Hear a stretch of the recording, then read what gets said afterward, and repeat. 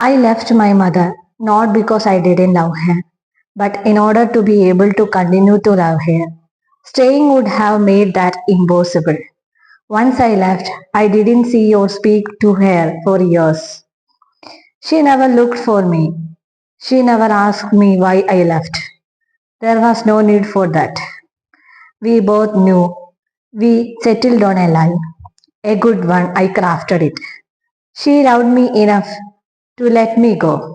That's what I said at the front of my first novel, The God of Small Things, which I dedicated to my mother.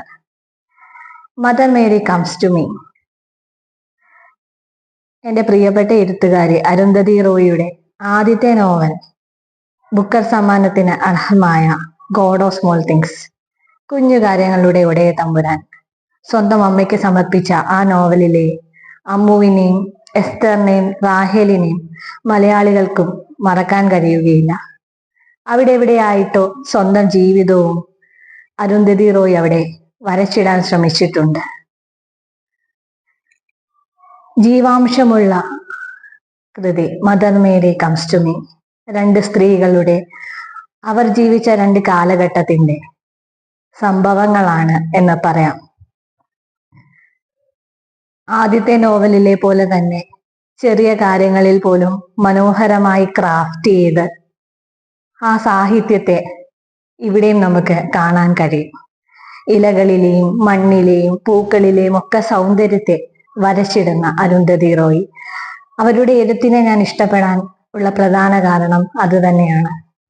പിന്നെ non linear ആയിട്ടുള്ള എഴുത്ത്, അതല്പം ബുദ്ധിമുട്ടിച്ചു ആദ്യത്തെ novel എങ്കിൽ ഇവിടെ ആ ഒരു ലക്ഷണങ്ങൾ ഇതുവരെ കണ്ടുമുട്ടിയിട്ടില്ല. സ്ത്രീകൾക്ക്, ക്രിസ്ത്യൻ വനിതകൾക്ക് പാരമ്പര്യ സ്വത്തിൽ അവകാശമുണ്ട് എന്ന് വാദിച്ച് നേടിക്കൊടുത്ത മദർ മേരി, ആ അമ്മയുടെയും മകളുടെയും ജീവാംശമുള്ള പുസ്തകം വായിക്കപ്പെടേണ്ടത് തന്നെ.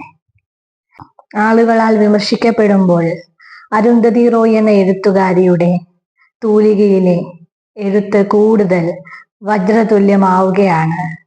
അതിന് ഏറ്റവും നല്ല തെളിവാണ് Mother Mary comes to me. എല്ലാവർക്കും നല്ലൊരു ദിവസം നേരുന്നു. സ്നേഹപൂർവ്വം, ഐശ്വര്യ.